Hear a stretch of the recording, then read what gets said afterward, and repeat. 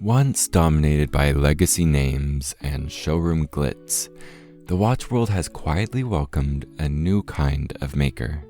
Lean, creative, and community-driven.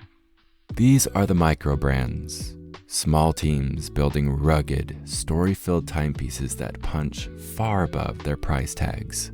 They're not here to play by the rules, they're here to rewrite them, one beautifully crafted watch at a time.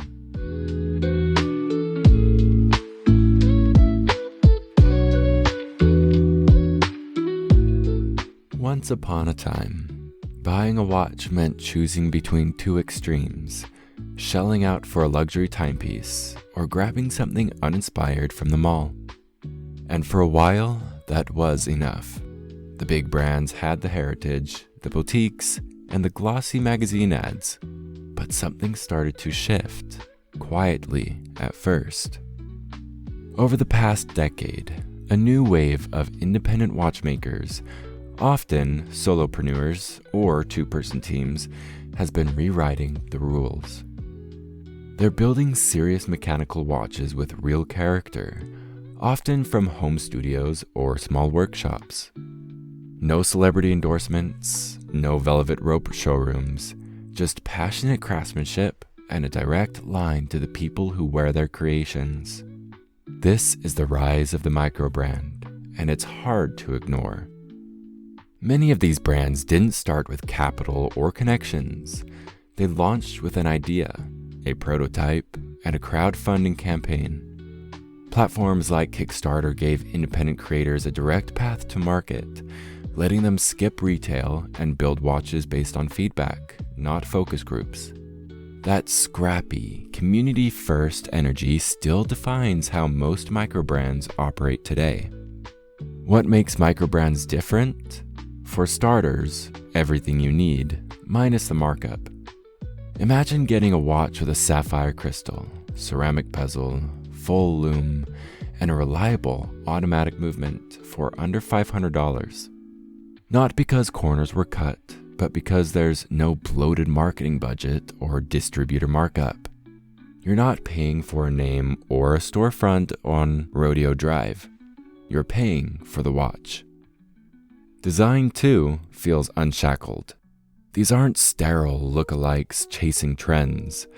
Microbrand watches often play with materials like bronze that develop unique patinas, feature dials inspired by old cockpit gauges, or lean into vintage field watch vibes with California layouts and sandblasted finishing.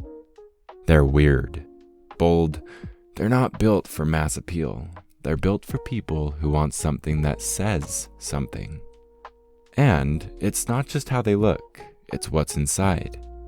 Microbrands often rely on proven movements from trusted Japanese or Swiss sources, mechanisms chosen not for hype, but for their reliability, ease of service, and no-nonsense performance.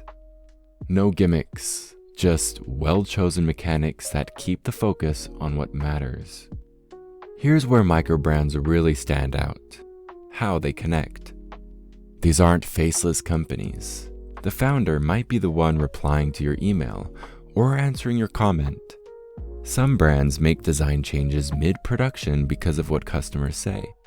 You're not likely to get that kind of direct connection from a traditional brand. Ever come across a watch from a brand you'd never heard of? Something that caught you off guard with how well it was built, how it wore on the wrist, or the story behind it? If so, you know moments like that stick. Another reason microbrands resonate: exclusivity without ego. Most models are released in small batches, sometimes just 100 or 200 pieces. When they're gone, they're gone. No waitlists, no games, just focused production and clean sell-through.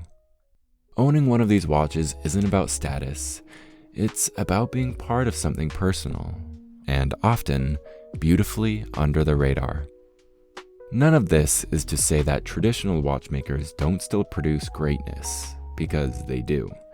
But they move slowly, cautiously, often burdened by their own legacy. Microbrands don't have that problem.